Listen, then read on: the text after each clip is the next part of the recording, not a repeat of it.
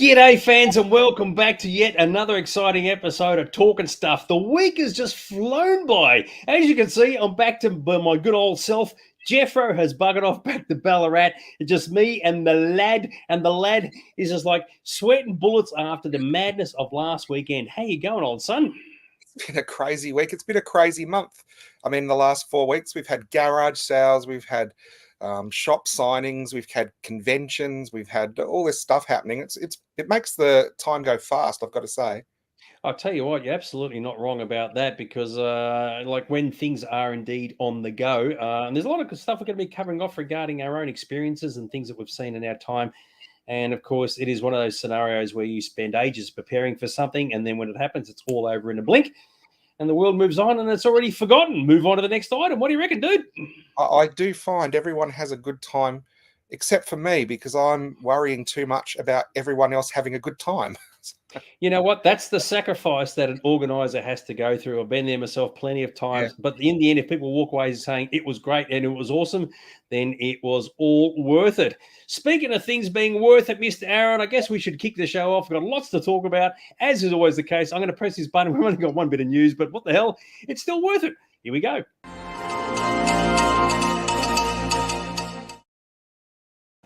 Just sounds exciting every time I press that button. All right, so the latest hot news that's going on around the place. I mean, how bizarro is this? Is that good old Time Bandits? What's to say? I mean, like, it's just one season and it's already gone skis. It's been given the how's your father, been given the flick, been given the boot, the shove, the heave ho. What is the deal with that? We only just discussed it a couple of months ago there, Mr. Aaron. It's already gone. Let me ask you a question. Have you watched any of it? Of course not. It's on Apple Plus, dude.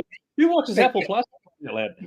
Neither have I, and that's why it's been cancelled, because no one watched it. I have to say, when I saw the trailer for Time Bandits, it looked like a fan attempt at a trailer, so it wasn't one that really drew me in. And I love the Time Bandits movie, but it's one of those things that for me is enough. They made the movie, it's a classic. It doesn't need sequels, it doesn't need remakes, and it doesn't need a TV series. That's just my opinion. Yeah, I think it's rather surprising. I looked it up today because I thought, hang on, it only just finished airing in August, and about 3 or 4 weeks ago, and it's been given the chop already. And they said, yeah, effectively, it just didn't rate. But like a lot of things, and I find this really surprising when something new comes out and it gets trailers and posters, and we go, oh my god, Time, it's all very, very exciting.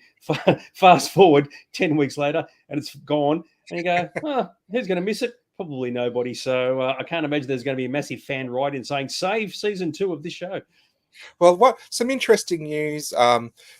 Talking about things getting cancelled, because a lot of the Star Wars series are made in the UK. If they're made in America, no one knows how much they're made for. But in UK, they have different tax rules where it's all out in the open when people lodge for tax returns and stuff.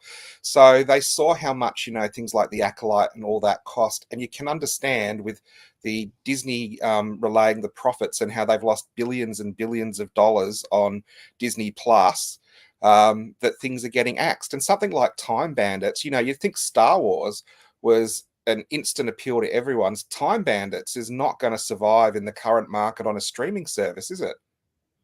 Well, that's a very, very good point. Especially, I think, of all the streaming services, Apple Plus probably isn't the top of the food chain. You got your Amazons and Netflix and whatever else. So they probably, as soon as you go, it's almost like a scenario of saying, "Oh, I've produced my show. Where's it being hosted? Oh, it's being hosted over there." You go, "Oh, damn, that's going to kill us."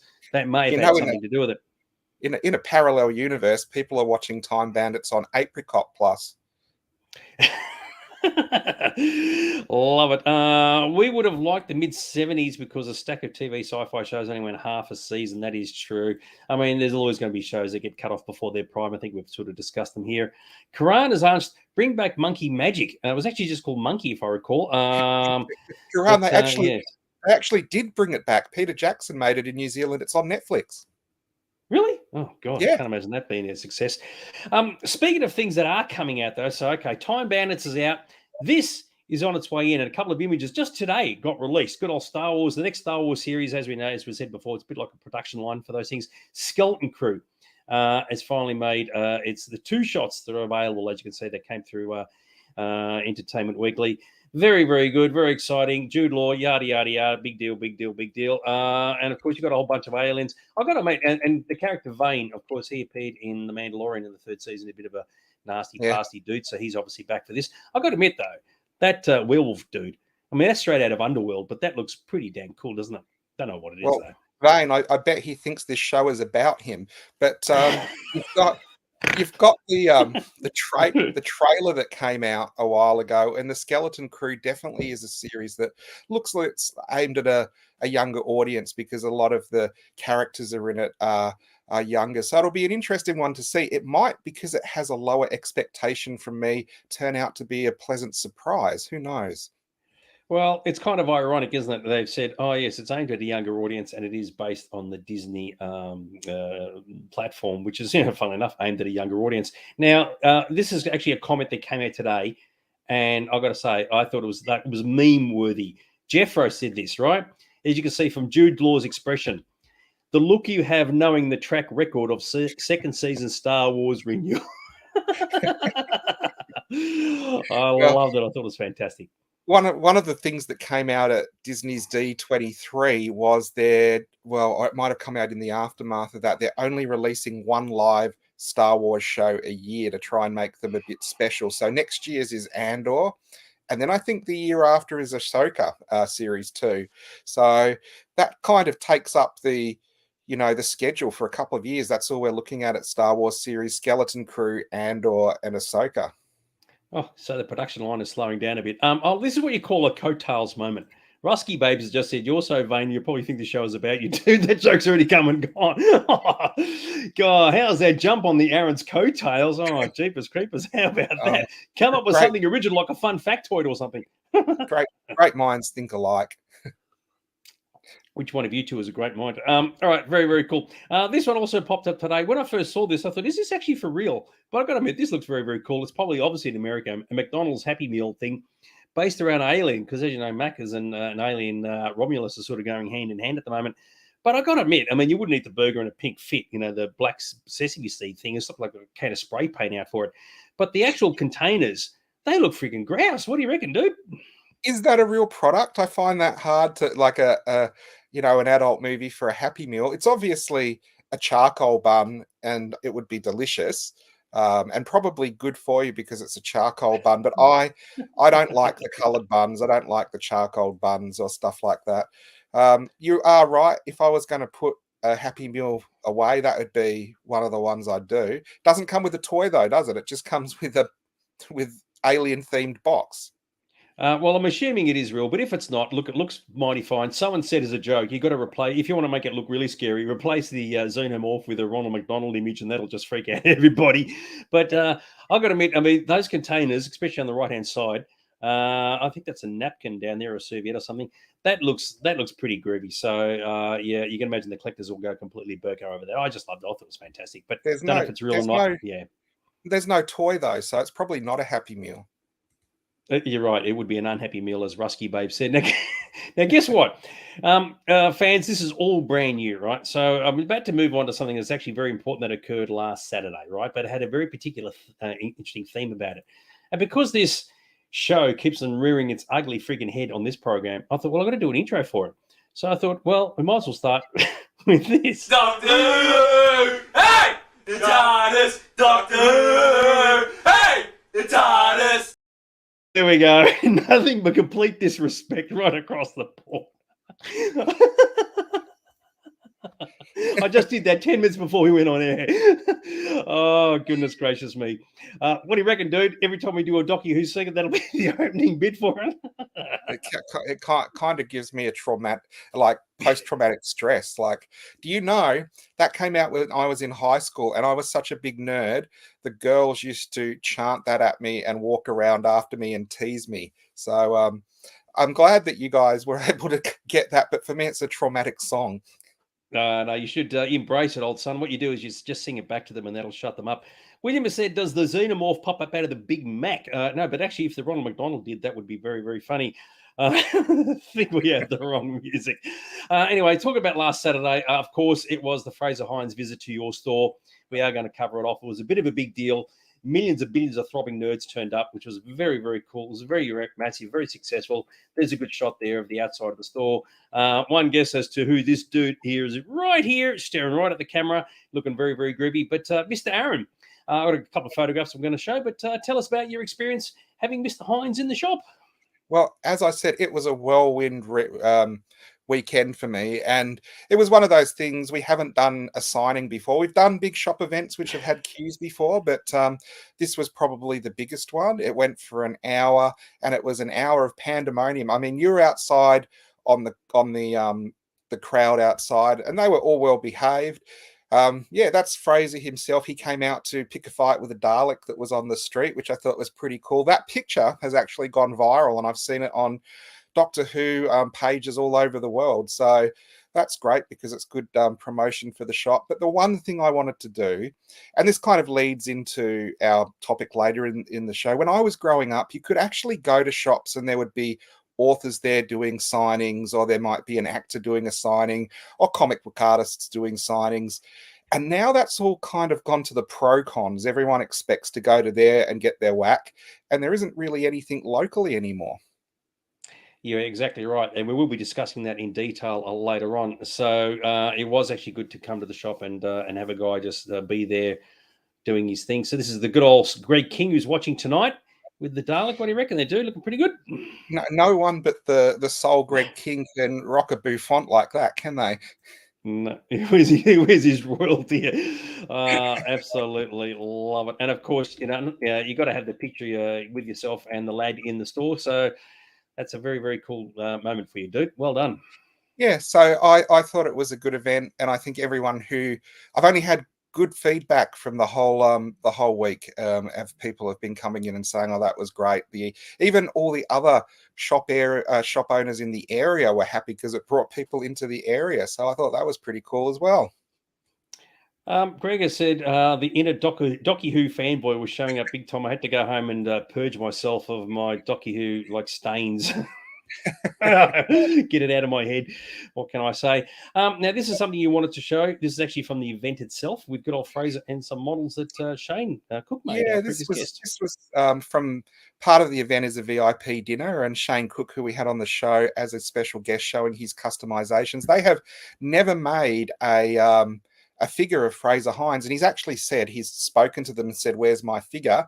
And they've said, "Oh, the 60s stuff doesn't sell that well, so you're probably never going to get one." But Shane has made one from every episode that he appeared in, all the different costume variants. So there you go. He was very impressed, as you can see. That is actually very groovy, I've got to say. So, yeah, to have not just one, but the whole lot. Did he do it specifically because he knew Fraser was coming out, or is it just something you already had, No, he had all.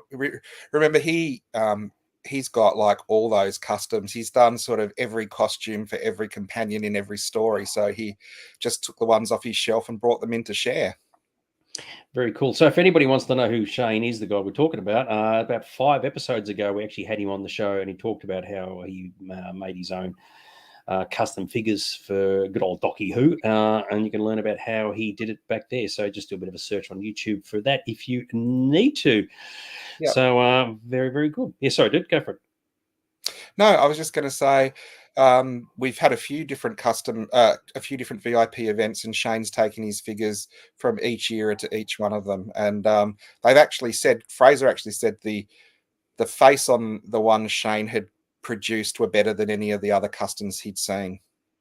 That's very cool. Yeah, you are right. This is one he prepared earlier, which is very, very groovy. That's okay. We're going to move on. So, yeah, very good, very successful. Hopefully, there'll be more of them in the future. And, of course, you'll hear about them here. And with a bit of luck down the track, it may not always be just Docky Who actors who turn up. It could be from other franchises. But it's a first step into a large world, which is very cool. So, well done, dude. That is excellent. Everybody walked away happy. I'd love to advertise we had a special guest from the Calvin universe, and then have Calvin Wellburn turn up and sign stuff. Absolutely love it. All right, so we're going to move on. This one I thought was interesting because I watched a movie just recently. For those who are aware of it, it's on Netflix called, I think it's pronounced Ex Machina, not Machina. I don't know. I'm going to go. I can't. I was trying to Machina, but Machina. Machina. Machina, yeah, that could be it. Yeah, I mean, it obviously looks like Machina, but it's yeah. I'll go with Machina. That sounds about right. And the thing that I sort of was intrigued about is one to just have a bit of a natter about robots in not only in the movies because there's so many of them, but how they're Yeah. now starting to permeate into real life. And it's almost like the technology is going that damn fast. It's like, oh, what was just like a robo cleaner doing carpets like 3 days ago? Suddenly they're frigging actual people. And so it's a bit of a dual discussion about like the fake ones we see in the movies and the real ones. So what are your thoughts, dude? Because some of it is completely out of control at the moment. But this is an open conversation for anybody who wants to join in. But what do you reckon about the whole thing about robots becoming a real thing?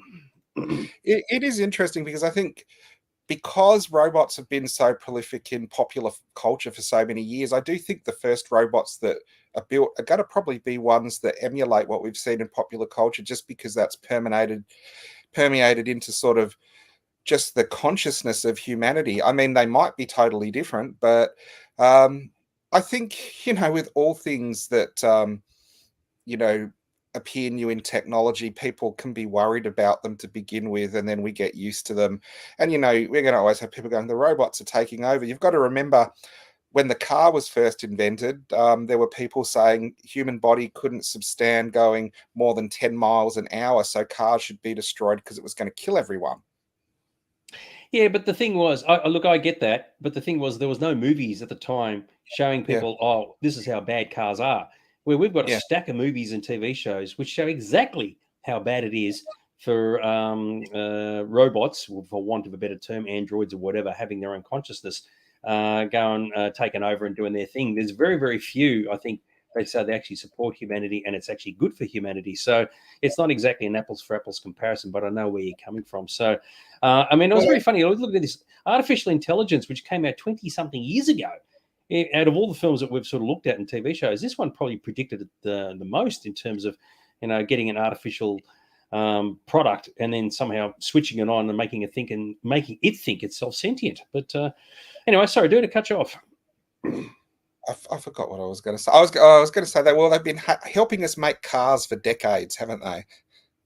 Oh, well, actually, they have. And of course, a robot that looks like a mechanoid object is nowhere near as important as one that looks like a person. And I think that's the actual issue because once they start making them look like this, especially the ones on the left, you go, all right, now we're starting to cross into some pretty creepy territory because, as mentioned here, there's a bit of a joke about the robot vacuum cleaner. They look like machines. And as you said, robots that build cars in factories. But once there's this big push to make them look like real people. And it's a very funny situation. I'm just going to share this one story. This is not to do with people, it's to do with animals, right? Because I think robot animals is a bit of an interesting sort of scenario. I remember going to a show 20 something years ago, 30 years ago, where they had little robot dogs, little tiny dogs, right? And what happened is they had a camera in the nose and they put them on this little field. And the idea is they would play soccer. So there'd be a red ball. The camera would look for the red ball. Once the ball went under the nose, they would know to kick the ball, right? It was very, very cute. They'd walk around the thing. And they said, if they take the ball away, what happens is the camera starts looking for it. And I'll tell you what, the thing is freaking out. It's just going, its head's going completely burko as it's spinning on the spot. And you go, for Christ's sake, give it the freaking ball back, right? Because you think the thing is distressed. And it's not. It's just trying to pick up the ball. And I thought even then, I was like, you're starting to empathize with these machines. And I thought that is not a good thing. So, you know that event was actually sponsored by Red Bull, but I do remember that when we went to the show years and years ago, it's got that joke. They had the robot cow from the Peter Russell Clark ads for pretend butter. Butter is better. Yes. As a kid, me and my brother, we went around all the animals and the baby animals and stuff, and that was at the very end, and we absolutely freaked out and wanted photos with that. And my mum was like, you've just seen all these real animals you didn't care about and you want photos with the pretend cow? I love robots. Being a kid that grew up loving science fiction, robots were part of it. The other thing that's interesting, and you've shown G'day, where's the it's all right. cheese? That's an in-joke. Yeah, go. Yeah. But when you show the robot from Ex Machina and a lot of those ones you showed earlier, have you ever noticed there's no male robots? It's always female, and they always have female voices.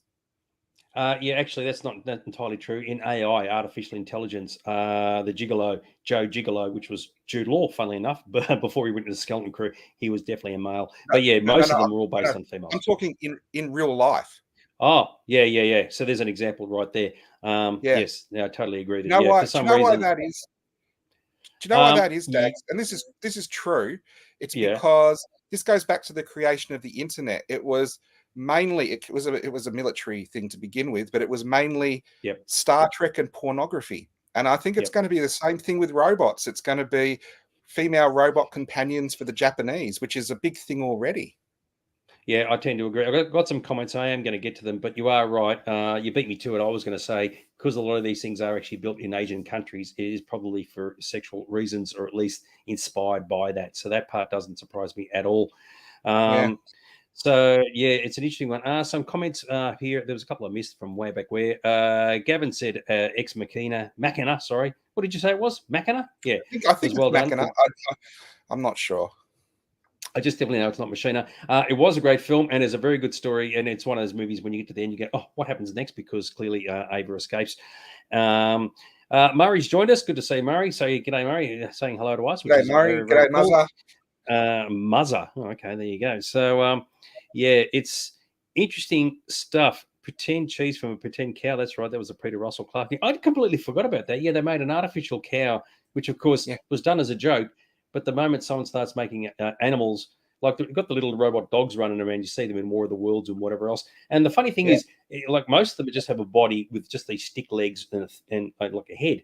But recently I saw one where they put a foam body on it, like it was like a fluffy dog. Now the feet Yeah. weren't real, but the rest of the body was all there.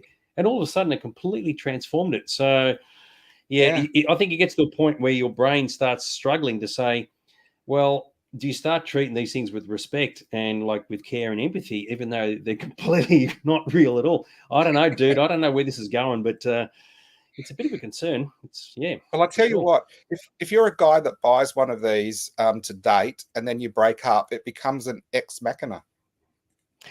That's exactly what it is. Absolutely love it. And you're saying that most of these things are all female, right? Well, just to emphasize that further, this is apparently in a restaurant in Japan. I think it's in Japan where they serve people, probably mostly males, and they're actually the waitresses. So, what do you make of that, dude? I bet the meals there come with large portions.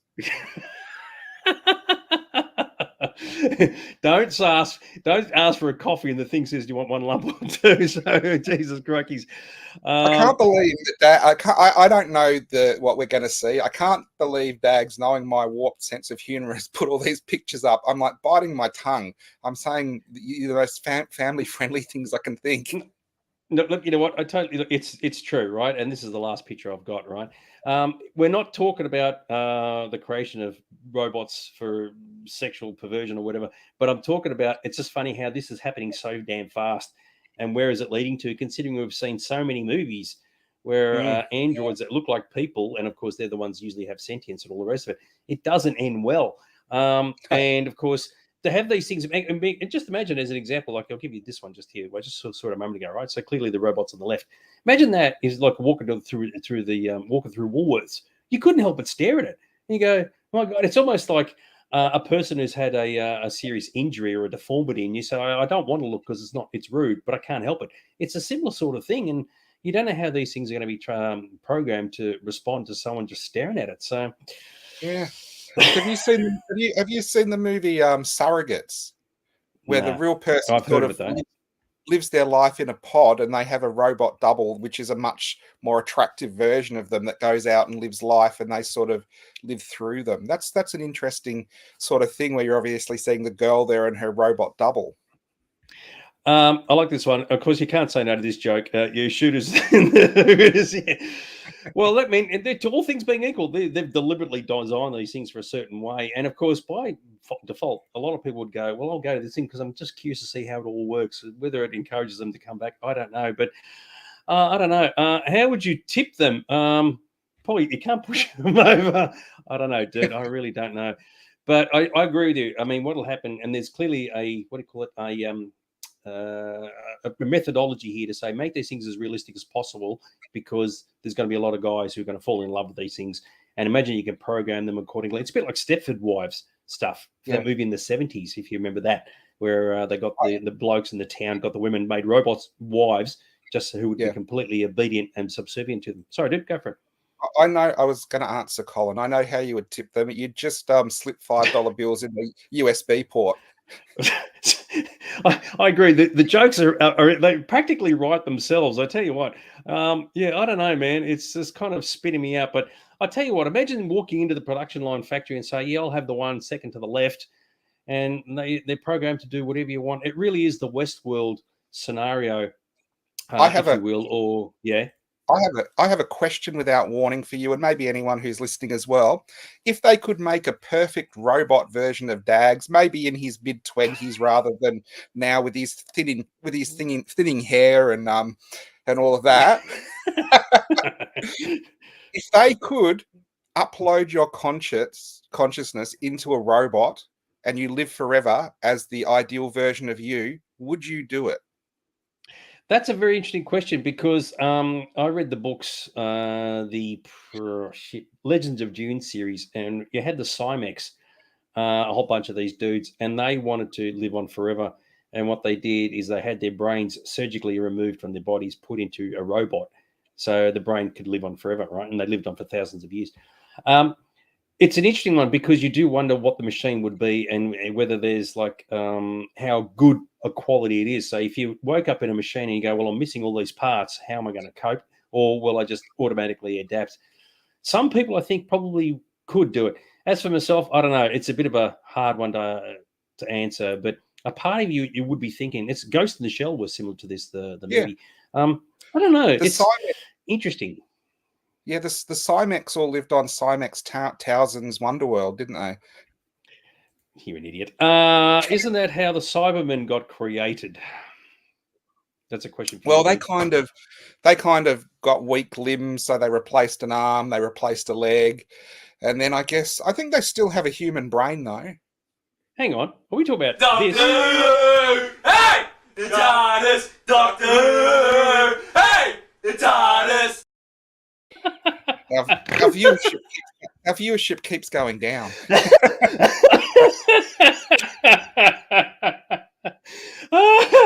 Oh God, that's so funny. Oh gosh. Oh my goodness gracious me. So William actually brings up an interesting thing there about Grimwade syndrome, and it's a thing in science fiction. It is from Doctor Who, but it's in a few different science fictions where, like the Uncanny Valley, where people can't watch CGI, there are some people that have like robophobia. They can't live with robots because it's just too hard. It's like they're living with the Walking Dead or soulless people. And I wonder if robots became more commonplace, if that would be a thing in society where, there's racism. What would people like that make of robots?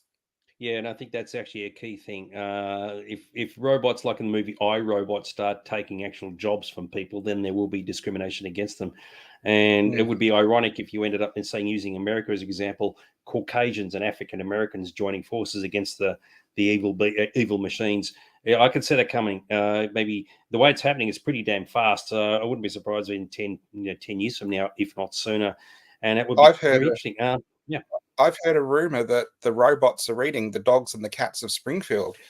They are. Well, they've got to supply those internal organs with something, don't they? So I don't know. It's an interesting one, but I think it's happening pretty quickly, to the point where it's almost too fast, and it could have detrimental impacts down that track. As of right now, though, it's a safe world to be in, but we'll have to see where it all ends up. But it's cool. There could be one in every household, and like in iRobot, they were androids, but they didn't look like people. They just had a person's shape, versus the Westworld version, where they looked exactly like people and you couldn't tell them apart from anybody else. And of course, they just thought they were real. So, yeah, Westworld instilled a fear of Yul Brynner into a whole generation. It did indeed. So anyway, we'll have to see how it all turns out. In the meantime, though, there are plenty of great robot movies to check out if you haven't done so already. All right, with that in mind, now it's time to move on to something very, very exciting. And it's not Docky Who, it's actually this. A question. Now, this one actually came up today with a friend of mine. We're having a bit of a chat about this, and she actually called up an example of this particular issue. And I thought, oh, this is one worth chatting about tonight. So the question is, old son, is there a problem regarding fans who can't separate reality from fantasy now taking movies and TV shows too seriously? Absolutely. I'm on the forefront of that. Crazily, this question is me and Chad were discussing this a couple of days ago in the shop. You've got fans that come in and take everything just a little bit too seriously, and you have to take a step back and say, it's a fictional movie, it's a fictional universe. You can be passionate about something. In fact, I really love talking to people who have a passion for any subject because, if you have a passion for a subject and you're talking to me and I don't particularly know that subject, the passion that you have for it actually, makes it interesting and engaging to listen to. But there is a point where you step over that line of having a passion for that subject and you might, have more of an obsession for it. And I think that's what we're talking about when you have an obsession for something and take everything a little bit too real. And maybe when fictional things and characters are affecting your quality of life, I think that's when the boundary goes too far. Now, Dags and I, we review stuff and we go, oh, we hate this and we've waited for this for ages and we've watched it and it's come out and it's terrible. But you know what? It doesn't change life for us. It's a good movie or it's a bad movie. It's a good movie. It's a good TV series. There are some people that get clinical depression because of, an episode of Doctor Who is particularly bad, or a character dies in a series they like, or they just take things a bit too far. It is one of those things. There's different people who take it too far on different levels. There are, of course, people who I think, have maybe mental disabilities, and you can be understanding of them because sometimes they latch onto something because life isn't so great. So something fictional, gives them something in their life that they are missing in real life. I think that can be healthy because that can bring people out of themselves and can give them, maybe online a social network that they might not normally have. But you have to have someone who's monitoring that and controlling it so it doesn't end up, a financial drain or something goes wrong and it turns into a depression thing. But then there are other people who should know better, who, become obsessed with something and, they might become competitive with other people in fandom and they have to have a bigger collection or they might have to know more than someone else. So a healthy hobby actually turns into something that, makes your personality a lesser person because of it. And I think that's one of the things you've got to look out for. It's a very good response. I think there are plenty or some people out there who need an out in their lives and they get drawn into a movie or a TV series and it does become a significant part of their life. And I agree with you where they can't switch it off. You've met people like this. I've met people like this. There was a comment up here. Shane has said, now with this question have come from, it's actually not related to anything to do with Aaron or the store or anybody at the store. This was a completely separate discussion from a person regarding Star Trek fandom in the 1990s. And I thought, yeah, and this usually when you come across people who can't switch it off, you go, okay, clearly they've got a bit of a deficiency in their lives, if you will. Whereas most people like Aaron and myself, we can laugh at the shows that we love. And I guess when a person finds that if you're laughing at the programs they love and they see it as a personal insult, then you go, all right, now we're starting to blur the reality and fantasy boundaries. I remember a scenario in the early 1990s. There was a club floating around. It was a very small, it wasn't even really a club, it was a person produced a little fanzine called Anti-Trek, right? And they actually handed out copies of this fanzine at Star Trek convention. But it wasn't anti-Star Trek. It was anti-Star Trek fans created by a Star Trek fan. And this guy, I don't know who he was irked at the fact that his fellow fans, his fellow brethren, were taking it so seriously. And it was like, what the hell, man? If someone said, oh, yeah, Captain Kirk is a complete knob, they would take it as like, that's a personal insult, and like you've kicked their dog or something. So it's an interesting scenario. And I was just reminded of that today. And of course, with social media being the way it is, I was just curious to see whether you think it's gotten worse since in the days that we remember. It's interesting. I think it's probably worse, but you don't see it as much because the people who are sort of really obsessed are probably online 23 hours a day, arguing with people. I can tell you there used to be a lot more, I'll say it, nutters come into the shop when I was doing, the record shop. That was the more technology has involved social media and people gathering online, I think the less people who are a little bit crazy are out in the world because they can just sit in their house and get online and talk on forums, and people don't realize who they're talking to. A quick story I'll tell you. I was in a record shop, Antiquarian Records in Camberwell, and I slowly manipulated it so it became more and more toys and collectibles, and that was successful, but it brought a lot of people in from alternate worlds. And I love talking to anyone about science fiction and fans and movies and all of that to a point, because you've got to work as well. And I had a guy came up from alternate worlds, and he said to me, and he seemed totally normal. He was talking about Star Wars, and we were talking about what we loved about Star Wars. And he says to me, do you know there's a story between Star Wars and Empire Strikes Back? And this was way back before massive expanded universe stuff, but there was a comic, and it was called Darth Vader's Quest. So after the first movie, he looked for Luke, kind of thing, before Empire Strikes Back. And I said, yeah, I've read that comic, Darth Vader's Quest. And he changed, and he kind of went and started freaking out. He's like, no, I wrote the story. And then he goes, speeding away from the destroyed Death Star, Darth Vader stabilized, and he was going to recite his entire story to me in the shop. And I had to go, sorry, mate, I haven't got the time to listen to your story. And he was physically upset with me that I cut him off and he wouldn't be able to recite his entire story. And I think that gets to the level where, when it becomes a negative rather than a positive. That is an interesting one. And I reckon that happened a lot back in the day. Rusky Babes has said a kid in America topped himself when Battlestar Galactica got cancelled. I heard of another story of one kid who said to another kid in school that he had connections to George Lucas, and that he could, this kid was an artist, drew pictures or whatever. And he said, you give me the pictures, I'll send them off to George Lucas, be in the next Star Wars movie back in 1978 or whatever it was. And of course, kid number one finds out that kid number two is telling complete porcupines. So kid number one picks up a gun and shoots kid number two. So, and then he feels he feels really, really stupid when his designs for the AT-AT appear in Empire Strikes Back. You freaking idiot. Unbelievable. That's an interesting one from Russell about people cracking the sads when a show ends the way it does, especially if it doesn't end the way you want it to end. And then you get completely upset about that. And it's just like, oh my God, they've ruined what could not be ruined. That's an interesting scenario. And of course, in recent years, especially with Star Wars, a bit of a big deal with a new series being produced post when Disney took over. I think there's a lot of people are struggling to realize that, when you hear a lot of this angst from all these people, you just want to smack them in the head and go, guys, it's just a freaking movie, or it's just a TV show. It's not that bad. But I guess for some people it is. And the irony is that I found funny, if you watch the movie Galaxy Quest, right, you got the kid who goes to the convention and he's a bit of a major dork. He's clearly meant to represent a Star Trek fan.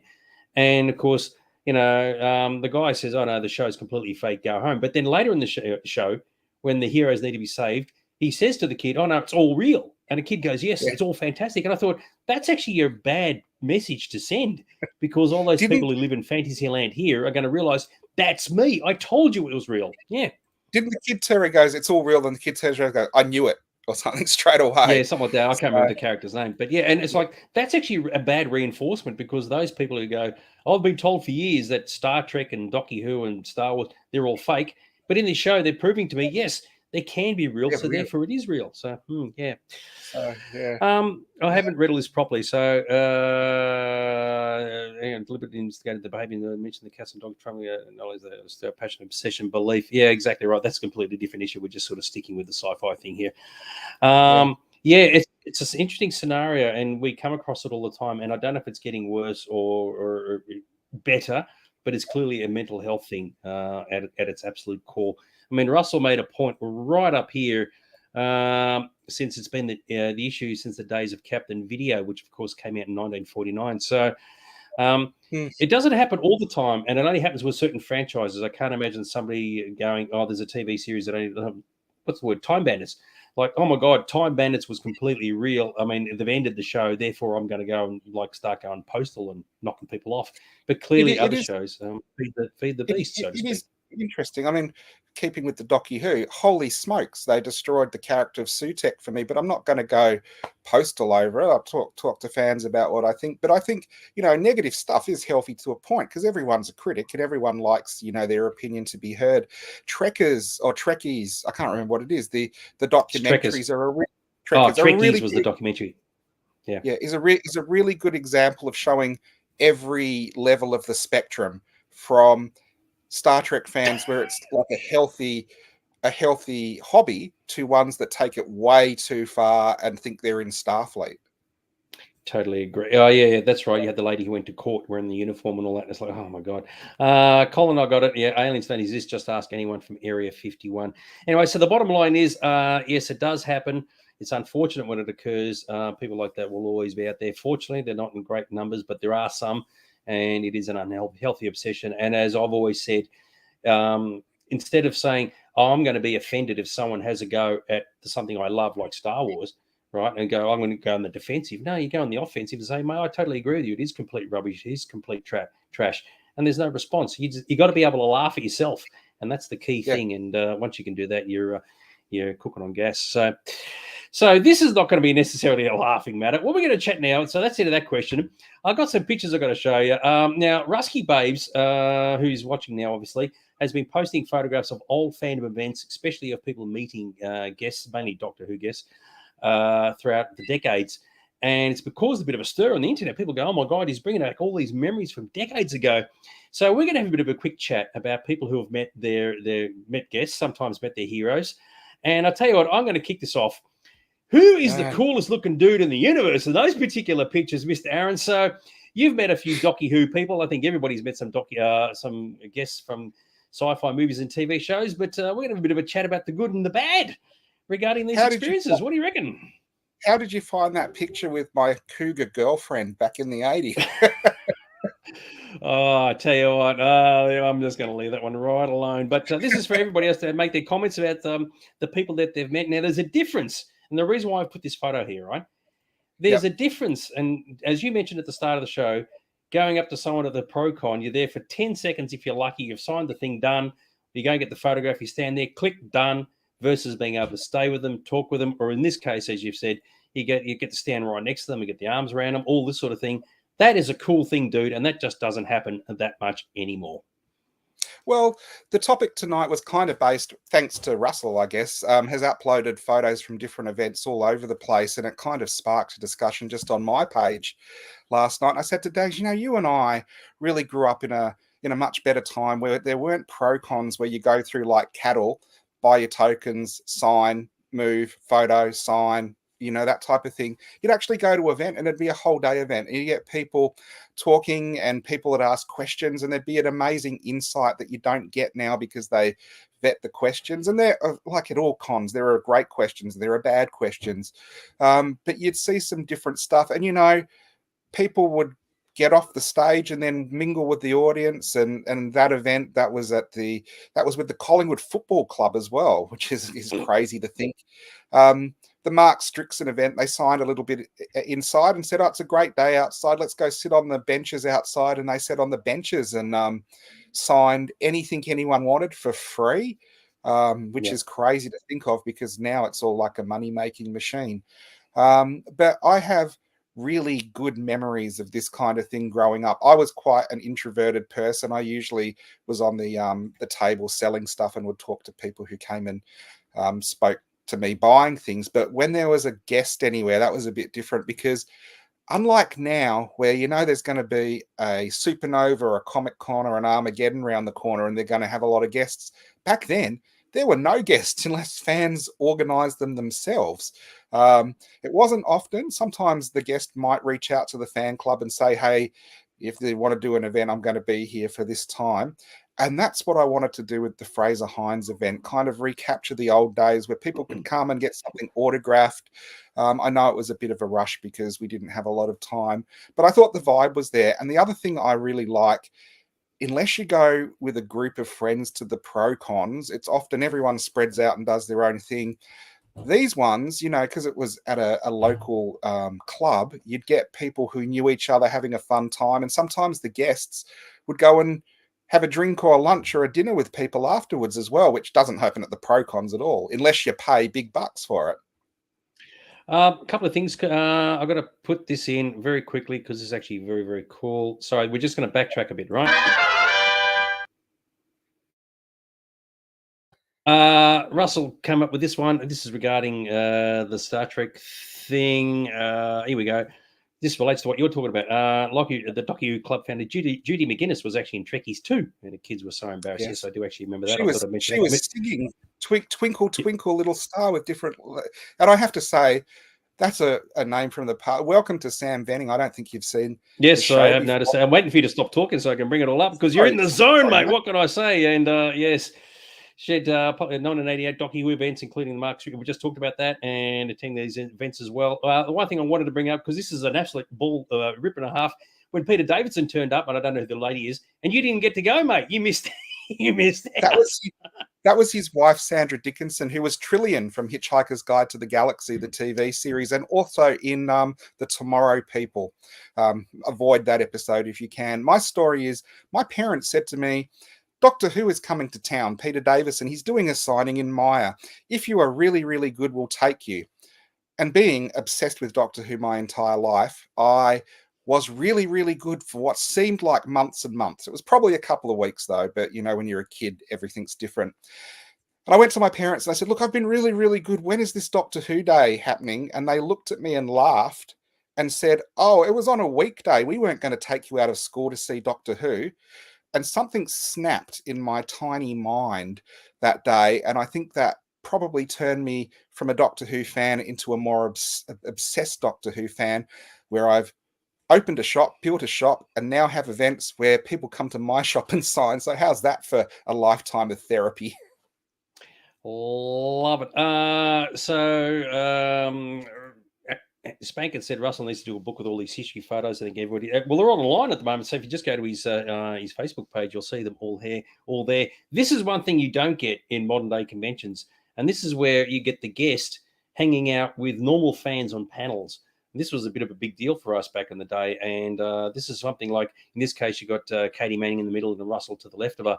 I thought when you could actually bring a guest into a discussion, that was something really, really special, because it mixed in the guest with the person or the crowd, rather than what happens today, where they are deliberately and intentionally kept at a distance. So that's an example of something I thought is definitely been lost over the journey.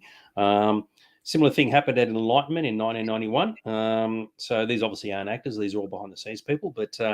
That was these three people were fantastic, actually. Dudley, Sandra, and I can't think of the guy's name on the right, but Robert Jewell. He was a Dalek operator. Right. Yeah, which was very, very cool. But what else we got? So this is another good example. This is Russell's wife, Janet, hanging out at a post-con party with, or post-con event with Paul Darrow, Avon from Blake 7. I mean, who gets to do shit like this? And it's not like she had special access or she had to pay hundreds of dollars for a ticket or anything like that. It was just it was part of the gig.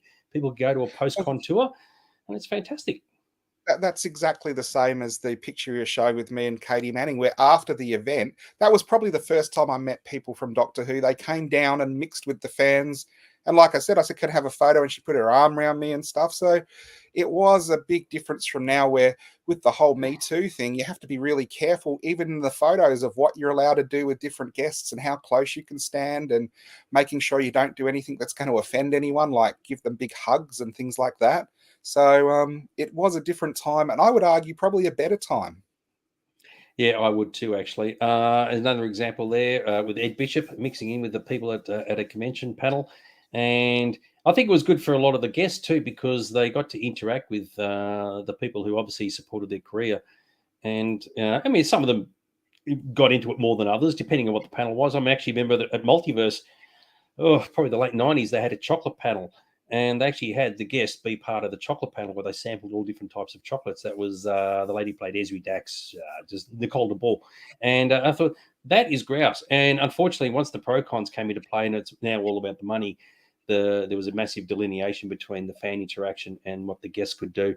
And now, of course, people don't even realize that there was a time where fans and the guests could actually interact side by side, whereas now they clearly can't. If anything, you almost have to sort of join a committee or join the helpers group to become a minder, just so you can get close personal access with somebody. Yeah, sorry, dude, go for it. Well, I don't know if there's any pictures from the events we've got today, but one of the apocryphal things, I think it's true, from the Red Dwarf conventions was the stars from Red Dwarf actually stayed in fans' homes as a way to get them over there and cheap. And the cat, I think is Danny John Jules. I can't remember. Right. Yeah. Tom Malweedy was telling me, he said he would ring home to talk to people at home, and then he left the convention. I'm not sure if it was him or someone else he stayed at, and then they got hundreds and hundreds of dollars phone bill, like for their next phone bill, because the convention guest had used their phone quite like regularly while they were staying with them. But that's a great story to have. Can you imagine that happening now? I don't think so. You're right. So this was being discussed a couple of times in previous episodes of this show, and how Lala Ward was given a really interesting T-shirt.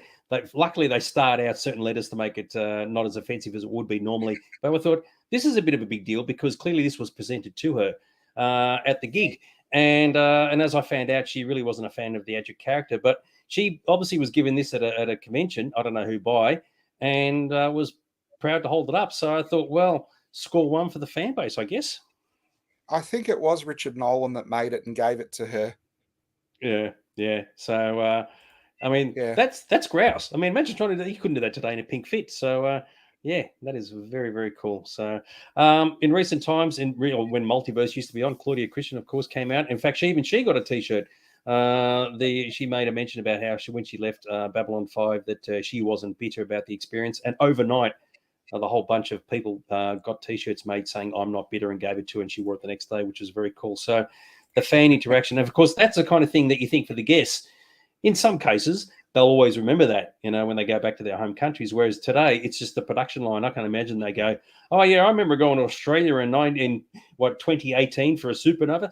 It'll just be a complete blur for them because it's just the process of just signing a lot of stuff and earning money. So I do remember the awkward question at the Lala Award one was someone in the audience kind of said, "Did you know, William Hartnell's dead and Patrick Troughton's dead. John Pertwee's just died. They're dying in order, which means your ex-husband Tom Baker's probably going to die next. What do you think of that?" And I just thought, oh, that's a bit of a cringy question to ask someone. William said he doesn't go to the modern conventions because they are too corporate. It is. You can blame the Star Trek convention circuit from the 70s for that. Once people realize the best way to get a guest in is to pay the money, and if they earn money, they'd be more than happy to travel overseas. As a convention organizer, getting guests from overseas back in the day was almost impossible because they just wouldn't come out here, right? Now, today, they're begging to come out because it's just a big money-making machine. This is another thing that also occurs today, well, doesn't occur then, doesn't occur today. Steve Sansweet over there on the left-hand side, guests attending room parties and mixing with the fans. And this is at Force 2 in 1997. And in that room is Kenny Baker off to the right in another side of the shot. And it's like when your guests go to room parties and they actively want to be a part of it, it's freaking awesome. I actually think Steve Sansweet was sitting back with his legs on Kenny Baker as a it could be, yeah. But this is true, I think I'm not making things up. Sansweet came here and went to that and said, why aren't we doing this in America? And that's what inspired the celebrations. Yep, that's completely true. So Celebration was actually inspired by Star Walking's events, which was very, very cool. Another one. This is when Anthony Daniels was out here.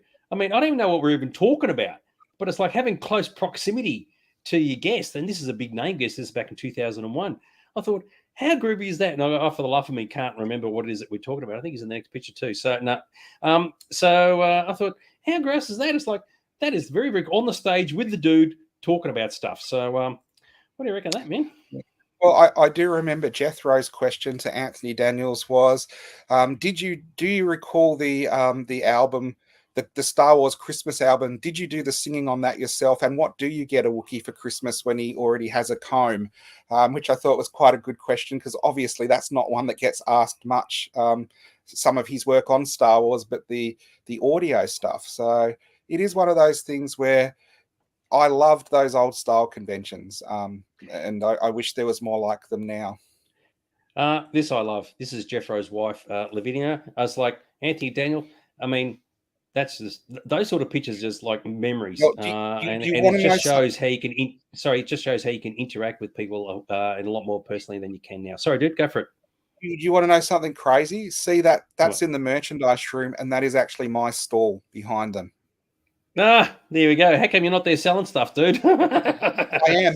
That's the very end of the stall, and I'm in the middle, so I'm just off shot. But how crazy is that? That is very, very cool. Absolutely love it. Now, this one popped up today. Okay. Now, this was funny, fans. This is in Sylvester McCoy. And guess who's in the back? Mate, a little Aaron, who's not so little, like stand there watching the show when Mr. McCoy came out. How good is this? I'm in disguise. I'm not wearing a hat. So I didn't even know this one was here. Dag sent that through today when he was planning that. Going, I found one of you, mate. I'm in the back row. Yep, just watching. And this was, I think, at the Northcote Town Hall. It's got to be about 15 years ago now. It's going back. But again, a doctor turns up and comes to a club meeting, and it was because he was touring here doing theatre. And there was another guest who was from another episode of Doctor Who that came along too. The most interesting thing I remember about this event, it's a bit of behind the scenes stuff. There's a lift that goes up and down in the Northcote Town Hall. And I heard it coming up, and I was waiting for it, and I heard this huge argument going on, and then the doors opened, and it went totally silent, and it was Sylvester McCoy and Peter Rosacea, who was the president of the club at the time. And I got on, and we went down or wherever it was going, and it was just a very awkward silence in the lift. I don't know what was going on. So that's my memory of that day. Sam has been good to see Sam joining us, as you mentioned earlier. Impressed with Jeff Rowe for being so friendly and welcoming newbies, local fan groups in Victoria. Yes, he was very, very good at that, and he did it for quite a long time, and he was much remembered for it, which is very cool. Jeff Rowe's now retired happily out in Ballarat. He's another one at a Worldcon. On the left is JMS, the creator of Babylon 5. I actually saw this panel, and you've got Jeff Rowe, funnily enough, on the right-hand side, which is very, very groovy. So once again, another scenario where you get to have a panel with the actual guest at a convention. And I mean, panels themselves by default are kind of a dead entity in media conventions, which is pro cons, as it were, which is very unfortunate because there are a lot of fans out there with a lot of memories and a lot of information to pass on to people who are willing to learn about their thoughts and views. But of course, it doesn't really happen anymore. So, yeah. I would like to say you're talking a load of shit because I went to this convention where there was a great panel on Star Trek figures just earlier in the year. Oh, you're stirring me up now, dude. Oh, good on you. So, sorry, I had to register. It's like, what? It's like, oh, yeah, exactly right. So, yes, that is very, very true. I'm trying to think if there's anything else I can show you that's very, very exciting that would be worth having a look at there, Mr. Aaron. And of course, I've had my fair share, both with Bert Newton, who actually, when you met Bert Newton, he looked like he was carved out of plaster. The makeup was so thick. It was crazy. I thought you were going to say he was doing he was cosplaying as the Death Star. Yeah, good on you. But no, he did come out and have a chat to us, and all the rest of it was very, very cool. Clearly a bit overwhelmed with what the hell everything was all about, but he didn't avoid us. Yeah. He actually was very nice to us. And the same thing with Grant Denyer as well, which was very, very cool. So we've had some good experiences there. I do remember. Did you want to share your couch experience with Aura Singh? Yeah, I didn't want to put the picture in. It's a bit hard, but I have actually, and I've got this claim to fame of actually having a wrestling match with an actual actor from a Star Wars movie on a couch. It was Sandy Finlay, who played Sly Moore from Attack of the Clones and Revenge of the Sith. Don't ask me how it happened. Force 4 in 2005. Big room party, and for whatever reason, I didn't want the pictures a little bit like saucy, and we got into a wrestling match, and I thought, and she was actually quite good. She was actually quite strong too. So I don't know. It was like, who gets to do that? Actually, have a physical wrestling match with their guest of honor. Tell you what, dude. That's something that doesn't happen too much now. No, it does not. There you go. Anyway, look, that's the end of our discussion there. Before we go, because there are a few people watching for the first time, including Sam and others. If you haven't done so already, be sure to check out the Sci-Fi Zone socials on YouTube and Instagram, blah, blah, blah, blah, blah, for all the other videos. But more importantly, mate, it's Aaron's Collectibles, the shop of all shops, Mr. Aaron. How good is this? Yep, we're right out of time tonight, so I just say it's absolutely awesome. Thanks to everyone who came on the weekend. I think everyone had a great time. I've only had positive feedback about it, so thanks for supporting the shop. Absolutely awesome as always, Mr. Aaron. Look, as always, we could chat on for all hours, but we do actually have to wrap up.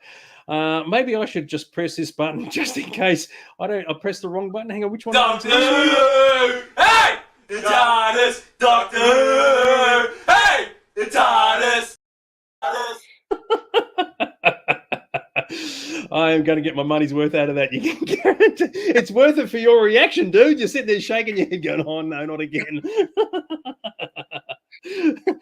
Oh dear.